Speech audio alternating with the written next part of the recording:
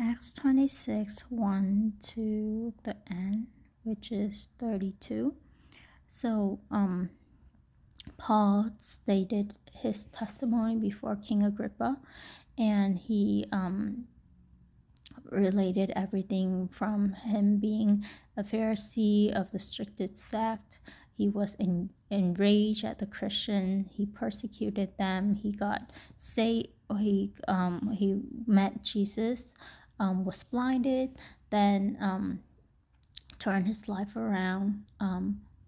Jesus told him that he would take a message to the Jews and the Gentiles. He did exactly that.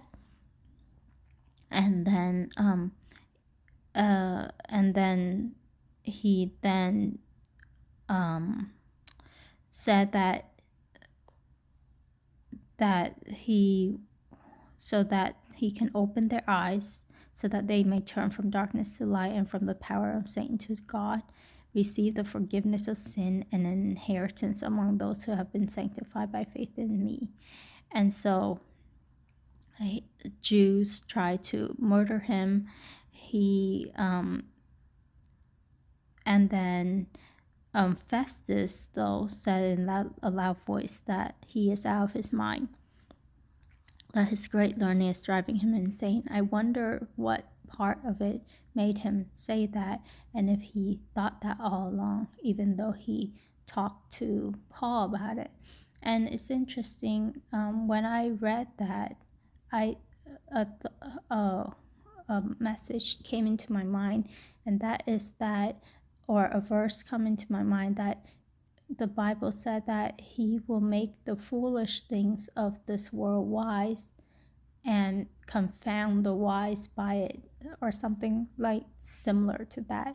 And it's interesting that there are people who thinks of the message as foolishness or crazy, and there are a lot of things that happen in this world that may seem crazy to some people, but it's actually the truth, and it shows the power of God. For example, near death experience, maybe like 40-50 years ago, people are afraid to tell others about their near death experience because they are afraid of people might thinking them as crazy.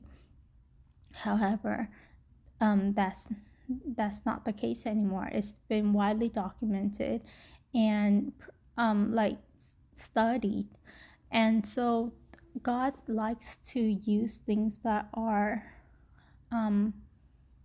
incredible, so incredible that people think it's crazy, and then people have to make a decision based on what they hear and if it's true or not, and if they believe it or not.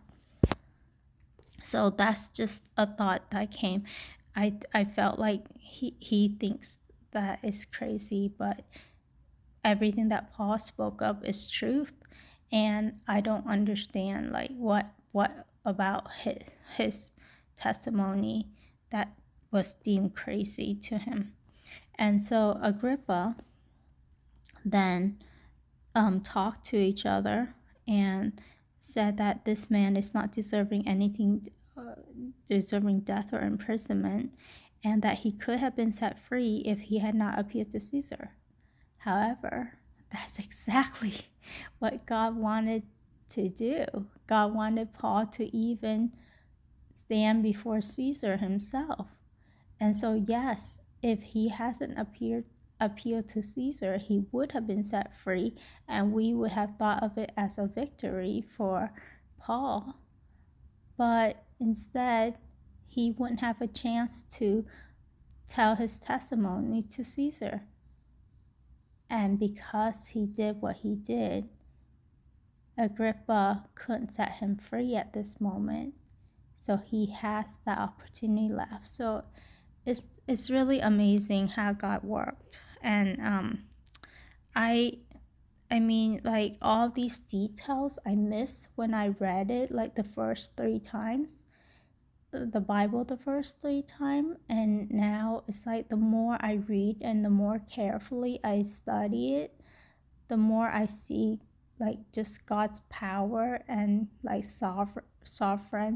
sovereignty, and it's just amazing.